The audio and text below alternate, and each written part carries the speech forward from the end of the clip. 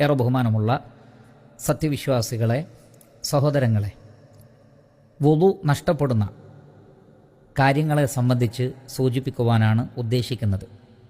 മുസ്ലിമീങ്ങളെ സംബന്ധിച്ചിടത്തോളം വുളു എന്നുള്ളത് നമസ്കാരമടക്കമുള്ള പല ആരാധനകൾക്കും നിർബന്ധമായിട്ടുള്ള കാര്യമാണ്. അതുകൊണ്ട് തന്നെ വുളു എടുത്ത ഒരു വ്യക്തിക്ക് ആ വുളു നഷ്ടപ്പെട്ടിട്ടുണ്ടോ ഇല്ലേ എന്ന് അറിയൽ അനിവാര്യമാണ്. അതുകൊണ്ട് തന്നെ ഈ ഒരു വിഷയം വിശ്വാസികൾ മനസ്സിലാക്കേണ്ട കാര്യമായതുകൊണ്ടാണ് സൂചിപ്പിക്കുന്നത്. അതുകൊണ്ട് തന്നെ ഈ ഒരു സംസാരത്തിൽ വുളു നഷ്ടപ്പെടുന്ന കാര്യങ്ങളെ സംബന്ധിച്ച് സൂചിപ്പിക്കുവാനാണ് ഉദ്ദേശിക്കുന്നത്. അതിൽ പ്രധാനമായും പണ്ഡിതന്മാർ പറഞ്ഞിട്ടുള്ളത് 2 മാർഗങ്ങളിലൂടെ വല്ലതും പുറപ്പെടുക എന്നുള്ളതാണ്. അഥവാ പിൻദ്വാരത്തിലൂടെയോ മുൻദ്വാരത്തിലൂടെയോ എന്തൊന്ന് പുറപ്പെട്ടാലും അത് വുളുവിനെ മുറിച്ച് കളയുന്നതാണ്. പരിശുദ്ധ ഖുർആനിൽ നമുക്ക് കാണാൻ സാധിക്കും, സൂറത്തു അൻ-നിസായിലെ 43-ാമത്തെ ആയത്തിൽ വുളു എടുക്കേണ്ടുന്ന സന്ദർഭങ്ങളെ സംബന്ധിച്ച് പറയുന്നിടത്ത് അല്ലാഹു സുബ്ഹാനഹു വ തആല പറയുന്നത്, ഔ ജാഅ അഹദും മിൻകും മിനൽ ഗായിത്തി, നിങ്ങളിൽ നിന്ന് ഒരാൾ ഗായിത്തിൽ നിന്ന് വന്നാൽ എന്ന് പറഞ്ഞാൽ മലമൂത്ര വിസർജനം കഴിഞ്ഞു വന്നാൽ എന്നാണ് ഉദ്ദേശിച്ചിട്ടുള്ളത്. അപ്പോൾ മലം അതേപോലെ തന്നെ മൂത്രം, ഇത് അതിൻ്റെ അളവ് എത്ര ചെറുതാണെങ്കിലും ശരി വലുതാണെങ്കിലും ശരി, ഈ 2 മാർഗങ്ങളിലൂടെ മലവും മൂത്രവും പോയി കഴിഞ്ഞാൽ വുളു നഷ്ടപ്പെടുന്നതാണ്. ഇത് ധാരാളക്കണക്കിന് തെളിവുകൾ കൊണ്ട് സ്ഥിരപ്പെട്ടതായതുകൊണ്ട് കൂടുതൽ വിശദീകരിക്കേണ്ടതില്ല. അപ്പോൾ മലമൂത്ര വിസർജനം കഴിഞ്ഞാൽ വുളു എടുക്കൽ നിർബന്ധമാണ്, അഥവാ ആരാധനകൾക്ക്, കാരണം ആ വ്യക്തിയുടെ വുളു നഷ്ടപ്പെടുന്നതാണ്. രണ്ടാമത്തത് കീഴ്വായു പോവുക എന്നുള്ളതാണ്. അതും നേരത്തെ പറഞ്ഞ മാർഗങ്ങളിലൂടെ പുറപ്പെടുന്നതാണല്ലോ. ഇമാം ബുഖാരി റഹ്മത്തുള്ളാഹി അലൈഹി അദ്ദേഹത്തിൻ്റെ സ്വഹീഹിൽ അബൂ ഹുറൈറ റളിയല്ലാഹു അൻഹുവിൽ നിന്ന് ഉദ്ധരിക്കുന്ന ഹദീസിൽ കാണാം, അദ്ദേഹം പറയുകയാണ്, ലാ തുഖ്ബലു സ്വലാത്തു മൻ അഹ്ദസ് ഹത്താ യതവദ്ദ, വുളു മുറിഞ്ഞ ഒരാളുടെ നമസ്കാരം ആ വ്യക്തി വുളു എടുക്കുന്നത് വരെ അല്ലാഹു സുബ്ഹാനഹു വ തആല സ്വീകരിക്കുകയില്ല. അപ്പോൾ അദ്ദേഹത്തോട് ചോദിക്കപ്പെട്ടു, എങ്ങനെയാണ് വുളു മുറിയുന്നത്? അപ്പോൾ അദ്ദേഹം പറഞ്ഞു, ഫുസാഉൻ ഔ ദുറാത്തുൻ, കീഴ്വായു പുറപ്പെടലാണത്, കാറ്റുപോവലാണ് എന്ന് അദ്ദേഹം പറയുകയുണ്ടായി. അപ്പോൾ കീഴ്വായു പോയാൽ വുളു മുറിയുന്നതാണ്. അവിടെ നമ്മൾ പ്രത്യേകം ശ്രദ്ധിക്കേണ്ടത്, ചില ആളുകൾക്ക് വസ്വാസ് ഉണ്ടാകും, അങ്ങനെ കാറ്റ് പോയിട്ടുണ്ടോ ഇല്ലേ എന്ന ഒരു തോന്നലുണ്ടാകും. ആ കേവലം വസ്വാസ് കൊണ്ട് വുളു മുറിയുന്നതല്ല.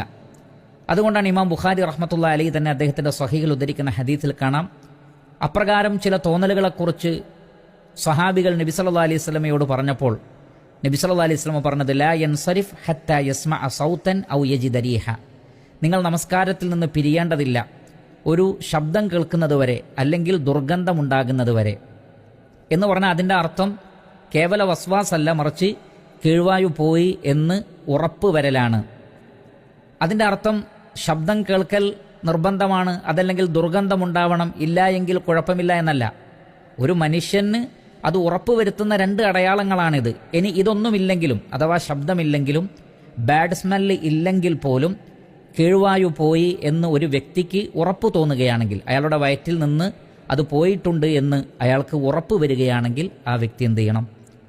വുളു എടുക്കേണ്ടതാണ്. ഇത് പ്രത്യേകം ശ്രദ്ധിക്കുക. അതേ സന്ദർഭത്തിൽ ഇവിടെ മറ്റൊരു മസ്അല പ്രത്യേകം പറയേണ്ടതുണ്ട്. പ്രത്യേകിച്ചും സ്ത്രീകളെ സംബന്ധിച്ചിടത്തോളം അവരുടെ മുൻഭാഗത്ത് നിന്ന് ഇതേപോലെ കാറ്റ് പോവാറുണ്ട്.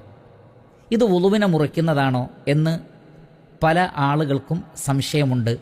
അക്കാര്യം കൂടി ഇവിടെ വിശദീകരിക്കുവാൻ ഉദ്ദേശിക്കുകയാണ്. ഇമാം ഷാഫിഈ റഹ്മത്തുള്ളാഹി അലൈഹിയുടെയും അതേപോലെ തന്നെ ഷാഫി മദ്ഹബിൻ്റെയും അഭിപ്രായപ്രകാരം മുൻഭാഗത്തുകൂടി, സ്ത്രീകളുടെ മുൻഭാഗത്തുകൂടി കാറ്റ് പോയാലും വുളു മുറിയുന്നതാണ്. ഇതേ അഭിപ്രായം തന്നെയാണ് ഹംബലി മദ്ഹബിലും ഉള്ളത്. ഇമാം ഇബ്നു ഖുദാമ അൽ മഖ്ദിസി അദ്ദേഹത്തിൻ്റെ അൽ മുഗ്നിയിലും, ഇമാം നവവി റഹ്മത്തുള്ളാഹി അലൈഹി അദ്ദേഹത്തിൻ്റെ അൽ മജ്മൂഇലും, ഇമാം ഷാഫി റഹ്മത്തുള്ളാഹി അലൈഹി അദ്ദേഹത്തിൻ്റെ അൽ ഉമ്മിലും ഈ അഭിപ്രായം രേഖപ്പെടുത്തിയിട്ടുണ്ട്. അതിന് പ്രധാനമായും അവർ തെളിവാക്കുന്നത് ഇവിടെ ഉദ്ധരിക്കപ്പെട്ട ഈ ഹദീസ് തന്നെയാണ്. അഥവാ ലാ യൻസരിഫ് ഹത്താ യസ്മഅ സൗതൻ ഔ യജിദ റീഹ, ഒരു കാറ്റ് നിങ്ങൾ കാണുകയോ അതല്ലെങ്കിൽ സൗണ്ട് കേൾക്കുകയോ ചെയ്തെങ്കിലല്ലാതെ. എന്നാൽ അതെവിടെ നിന്ന് എന്ന് നബി സല്ലല്ലാഹു അലൈഹി വസല്ലം പറഞ്ഞിട്ടില്ല. അതുകൊണ്ട് പിറകിലൂടെ പോയാലും മുന്നിലൂടെ പോയാലും വുളു മുറിയുന്നതാണ് എന്നാണ് ഷാഫി മദ്ഹബിലെയും ഹംബലി മദ്ഹബിലെയും അഭിപ്രായം. അതിനവർക്കുള്ള രേഖ ഈ ഒരു ഹദീസാണ്. എന്നാൽ അതേ സന്ദർഭത്തിൽ ഇമാം മാലിക് റഹ്മത്തുള്ളാഹി അലൈയുടെയും മാലിക്കി മദ്ഹബിൻ്റെയും അഭിപ്രായം, അതേപോലെ തന്നെ ഇമാം അബൂ ഹനീഫ റഹ്മത്തുള്ളാഹി അലൈയുടെ അഭിപ്രായം, ഹനഫി മദ്ഹബിലെയും അഭിപ്രായം വുളു മുറിയുകയില്ല എന്നാണ്. അതിനവർ പറയുന്ന കാരണം ആ വിഷയത്തിൽ വ്യക്തമായ തെളിവുകൾ വന്നിട്ടില്ല. കാരണം പൊതുവെ കീഴ്വായു എന്ന് പറഞ്ഞാൽ അല്ലെങ്കിൽ ലുറാത്ത് എന്നൊക്കെ പറഞ്ഞാൽ അത് പിറകിലൂടെ പോകുന്നതിനാണ് പറയുന്നത്. എന്നാൽ ധാരാളം സ്ത്രീകൾ നബി സല്ലല്ലാഹു അലൈഹി വസല്ലമയുടെ കാലഘട്ടത്തിൽ മുസ്ലിം സ്ത്രീകൾ ഉണ്ടായിട്ടുണ്ട്. അപ്പോൾ ഇത് അവരെയൊക്കെ ബാധിക്കുന്ന ഒരു പ്രശ്നമാണെങ്കിൽ ഇക്കാര്യം നബി സല്ലല്ലാഹു അലൈഹി വസല്ലം പ്രത്യേകം എടുത്തു പറയും. അള്ളാഹുവിൻ്റെ റസൂൽ അങ്ങനെ പറഞ്ഞിട്ടില്ല. അതുകൊണ്ട് തന്നെ അവർ പറയുന്നത്, ഒന്നാമത്തെ കാര്യം വ്യക്തമായ ദലീൽ ആ വിഷയത്തിൽ വന്നിട്ടില്ല. രണ്ടാമത്തത് നജസ് പുറപ്പെടുന്ന ഭാഗത്ത് നിന്ന് പുറപ്പെടുന്നതല്ല ആ ഒരു കാറ്റ് എന്ന് പറയുന്നത്, മറിച്ച് അത് ഇരിക്കുന്നതിൻ്റെയും നടക്കുന്നതിൻ്റെയും ഒക്കെ പൊസിഷനിലുണ്ടാകുന്ന വ്യത്യാസം കൊണ്ടുണ്ടാകുന്ന ചില ബബിൾസുകളാണ്, ചില കാറ്റുകളാണ്. അതല്ലാതെ അത് നജസിൻ്റെ ഭാഗത്ത് നിന്ന് വരുന്നതല്ല. അതുകൊണ്ട് തന്നെ അതിനെ നമുക്ക് സാധാരണ നിലക്കുള്ള കീഴ്വായുവിനോട് ഖിയാസാക്കാൻ പറ്റുകയില്ല എന്നും അവർ അഭിപ്രായം പറയുന്നു. ഈ അഭിപ്രായമാണ് സൗദി അറേബ്യയിലെ പണ്ഡിത സഭ സ്വീകരിച്ചിട്ടുള്ളത്. മുഹമ്മദ് ബിൻ സാലിഹ് അൽ ഉസൈമീൻ റഹ്മത്തുള്ളാഹി അലൈഹിയെ പോലെയുള്ള പണ്ഡിതന്മാരും അത് തന്നെയാണ് പറഞ്ഞിട്ടുള്ളത്. ധാരാളം പണ്ഡിതന്മാർ ആ ഒരു വിഷയത്തിൽ വുളു മുറിയുകയില്ല, സ്ത്രീകളുടെ കാര്യത്തിൽ വുളു മുറിയുകയില്ല എന്നാണ് പറഞ്ഞിട്ടുള്ളത്. സൗദി അറേബ്യയുടെ പണ്ഡിത സഭ ആ വിഷയത്തിൽ പറഞ്ഞത്, ഖുറൂജുൽ ഹവാഇ മിനൽ ഖുബുലി ലാ യൻഖുദു അൽ വുളു, മുന്നിലൂടെ പുറപ്പെടുന്ന കാറ്റ് അത് വുളുവിനെ മുറിച്ച് കളയുന്നതല്ല. അതേപോലെ തന്നെ മുഹമ്മദ് ബിൻ സാലിഹ് അൽ ഉസൈമീൻ റഹ്മത്തുള്ളാഹി അലൈഹി അദ്ദേഹം പറയുന്നത്, ഹാദാ ലാ യൻഖുദു അൽ വുളു, ഇത് വുളുവിനെ മുറിക്കുന്നതല്ല. ലി അന്നഹു ലാ യഖ്റുജു മിൻ മഹല്ലി നജസിൻ, ഇത് നജസിന്റെ മഹലിൽ നിന്ന് പുറപ്പെടുന്നതല്ല. കരീഹില്ലത്തി തഖ്റുജു മിന ദുബുർ, പിൻഭാഗത്തുകൂടി പോകുന്ന കാറ്റ് പോലെയല്ല, കീഴ്വായു പോലെയല്ല അത് എന്നാണ് അദ്ദേഹം അഭിപ്രായപ്പെട്ടിട്ടുള്ളത്. ഇതാണ് കൂടുതൽ ശരിയായി തോന്നുന്നത്. അത് വുളുവിനെ മുറിക്കുന്നതല്ല. എന്നാൽ നേരത്തെ പറഞ്ഞ പണ്ഡിതന്മാരുടെ അഭിപ്രായങ്ങളും മറ്റും പരിഗണിച്ചുകൊണ്ട് വുളു എടുക്കൽ നല്ലതാണ് എന്ന് നമുക്ക് പറയാം. കൂടുതൽ സൂക്ഷ്മത ഉള്ള കാര്യമാണ് എന്ന് പറയാം. എന്നാൽ വുളു മുറിഞ്ഞുപോയി, അത്തരം സാഹചര്യത്തിൽ അവർ വുളു എടുക്കേണ്ടതാണ്, അത് നിർബന്ധമാണ് എന്ന് പറയാൻ നിർവാഹമില്ല എന്നാണ് മനസ്സിലാകുന്നത്. അള്ളാഹു തബാറക വ തആല അവനാണ് കൂടുതൽ അറിയുന്നവൻ. അതേപോലെ തന്നെ വുളുവിനെ മുറിച്ചു കളയുന്ന മറ്റൊരു കാര്യമാണ്, അത് സ്ത്രീകൾക്കാകട്ടെ പുരുഷന്മാർക്കാകട്ടെ ലൈംഗിക വികാരമുണ്ടാകുന്നതിന് മുമ്പ് പുറപ്പെടുന്ന മദിയ്, അതേപോലെ തന്നെ ലൈംഗിക ബന്ധത്തിൽ ഏർപ്പെട്ടതിന് ശേഷം സ്ഖലനം സംഭവിച്ചതിന് ശേഷം പിന്നീട് കാണപ്പെടുന്ന വദിയ് അഥവാ ഒരു തരം സ്രവം, അത് ഇന്ദ്രിയ സ്ഖലനമല്ല, അതിനു മുമ്പ് കാണപ്പെടുന്നതാണ്. അതേപോലെ തന്നെ ചിലർക്ക് സ്ഖലനത്തിന് ശേഷം പിന്നീട് കുളിച്ചു കഴിഞ്ഞാലും ചിലപ്പോഴൊക്കെ വരാം. അപ്പോൾ ലൈംഗികമായ വികാരം കൊണ്ടോ ലൈംഗികമായ ഉത്തേജനം കൊണ്ടോ അതല്ലെങ്കിൽ സ്ഖലനവുമായി ബന്ധപ്പെട്ടോ കാണപ്പെടുന്ന, അതിനുശേഷവും അതിൻ്റെ മുന്നേയുമായി കാണപ്പെടുന്ന വല്ലതും പുറപ്പെട്ടാൽ വുളു എടുക്കേണ്ടതാണ്.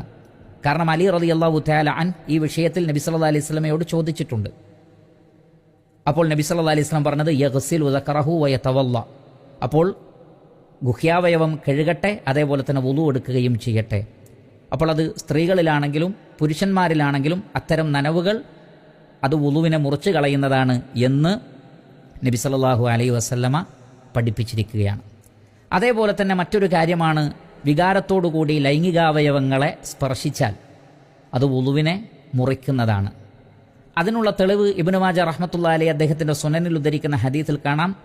ഉമ്മു ഹബീബ റളിയല്ലാഹു അൻഹ പറയുകയാണ്, നബി സല്ലല്ലാഹു അലൈഹി വസല്ലം പറയുന്നത് ഞാൻ കേട്ടിട്ടുണ്ട്, മൻ മസ്സ ഫർജഹു ഫലിയതവദ്ദ, ആരാണോ തൻ്റെ ലൈംഗികാവയവം സ്പർശിക്കുന്നത് അവർ വുളു എടുക്കട്ടെ. അപ്പോൾ ലൈംഗികാവയവം സ്പർശിച്ചാൽ വുളു എടുക്കണമെന്നാണ് നബി സല്ലല്ലാഹു അലൈഹി വസല്ലം പറയുന്നത്. ഭൂരിപക്ഷം പണ്ഡിതന്മാരും പറയുന്നത് അത് ഏതർത്ഥത്തിലാണെങ്കിലും, അഥവാ ലൈംഗികമായ വികാരത്തോടു കൂടി സ്പർശിച്ചാലും അല്ലാതെ സ്പർശിച്ചു പോയാലും വുളു എടുക്കേണ്ടതാണ് എന്നാണ് വലിയൊരു ഭൂരിപക്ഷം പണ്ഡിതന്മാർ അഭിപ്രായപ്പെട്ടിട്ടുള്ളത്. എന്നാൽ വികാരത്തോടു കൂടിയുള്ള സ്പർശനം മാത്രമാണ് വുളുവിനെ മുറിക്കുന്നത്, അതല്ലാതെ അറിയാതെ സ്പർശിച്ചു പോയാൽ അത് വുളുവിനെ മുറിക്കുന്നതല്ല എന്നൊരഭിപ്രായമുണ്ട്. അതിനുള്ള വളരെ വ്യക്തമായ തെളിവും നമുക്ക് കാണാൻ സാധിക്കും. ഇമാം അഹ്മദ് റഹ്മത്തുള്ളാഹി അലൈഹി അദ്ദേഹത്തിൻ്റെ മുസ്നദിൽ ഉദ്ധരിക്കുന്ന ഹദീസിൽ കാണാം, ത്വൽഖ് ബിൻ അലി റളിയല്ലാഹു തആല അൻ നബി സല്ലല്ലാഹു അദ്ദേഹം പറയുകയാണ്, അന്ന റജുലൻ ജാഅ ഇല നബി സല്ലല്ലാഹു അലൈഹി വസല്ലം, ഒരു വ്യക്തി നബിയുടെ അടുക്കൽ വന്നിട്ട് ചോദിച്ചു, യാ നബി അല്ലാഹ് അയതവദ്ദഉ അഹദുനാ ഇദാ മസ്സ ദക്കറഹു, ഞങ്ങളിൽ ഒരാൾ അയാളുടെ ലൈംഗികാവയവം സ്പർശിച്ചാൽ വുളു എടുക്കേണ്ടതുണ്ടോ? നബി സല്ലല്ലാഹു അലൈഹി വസല്ലം തിരിച്ചു ചോദിച്ചത്, ഹൽ ഹുവ ഇല്ലാ ബിദ്അത്തും മിൻക് ഔ മിൻ ജസദിക്, അത് നിന്റെ ശരീരത്തിലെ മറ്റു അവയവം പോലെയുള്ള ഒരു അവയവം മാത്രമല്ലയോ? എന്ന് പറഞ്ഞാൽ മൂക്ക്, ചെവി, കണ്ണ് ഇതൊക്കെ സ്പർശിച്ചാൽ നീ വുളു എടുക്കുന്നുണ്ടോ? ഇല്ല, അതേപോലെ ഒരു അവയവം മാത്രമാണത്. അപ്പോൾ നേരത്തെ പറഞ്ഞ ഹദീസിലോ ലൈംഗികാവയവം സ്പർശിച്ചാൽ വുളു എടുക്കണം. അപ്പോൾ ഈ രണ്ട് ഹദീസും ഉണ്ടാകുമ്പോൾ എന്താണ് ചെയ്യേണ്ടത്? ധാരാളം പണ്ഡിതന്മാർ പറഞ്ഞു അതിനെ ജംഅ് ചെയ്യണം. അഥവാ ആദ്യം പറഞ്ഞത് ഉദ്ദേശപൂർവം തന്നെ ലൈംഗികാവയവം സ്പർശിക്കലാണ്. അങ്ങനെ സ്പർശിക്കുമ്പോൾ വുളു മുറിയുന്ന പല കാരണങ്ങളും അവിടെ സംഭവിച്ചേക്കാം. അതുകൊണ്ട് തന്നെ ബോധപൂർവം സ്പർശിക്കുകയാണെങ്കിൽ, വികാരത്തോടുകൂടി സ്പർശിക്കുകയാണെങ്കിൽ വുളു മുറിയുന്നതാണ്.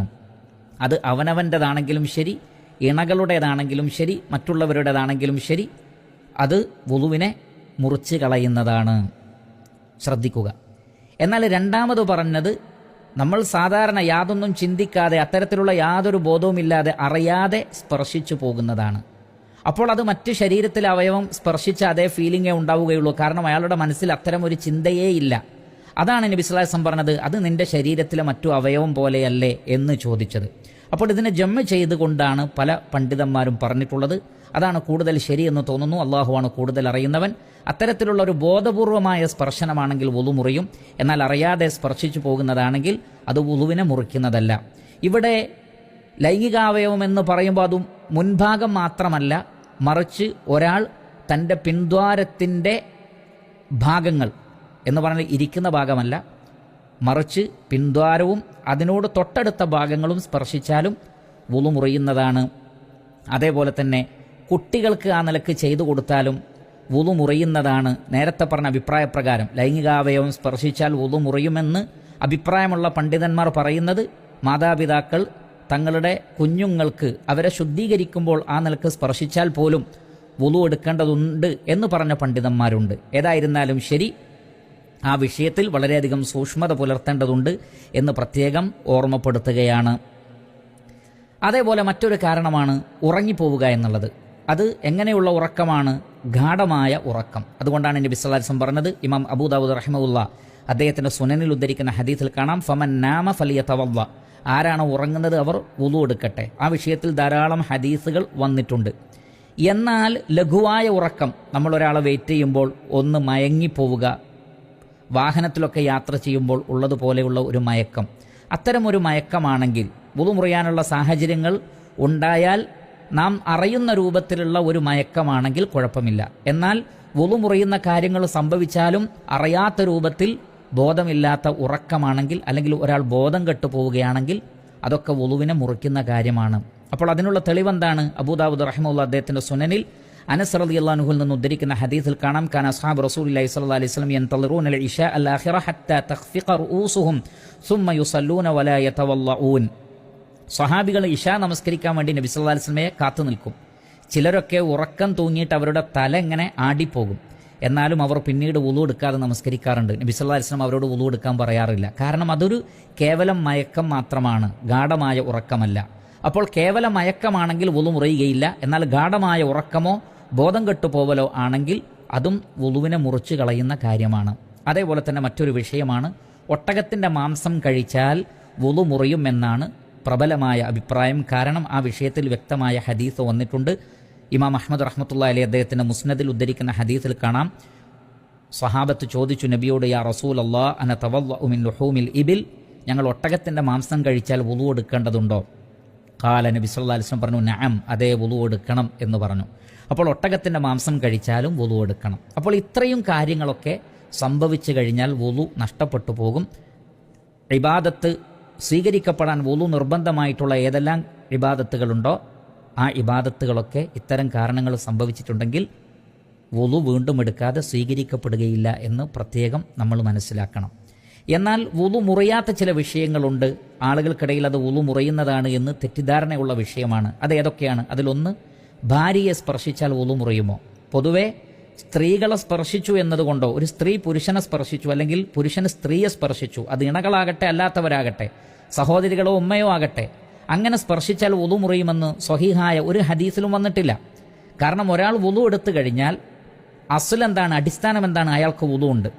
ആ വുളു നഷ്ടപ്പെട്ടു എന്ന് പറയണമെങ്കിൽ വ്യക്തമായ തെളിവുകൾ വേണം.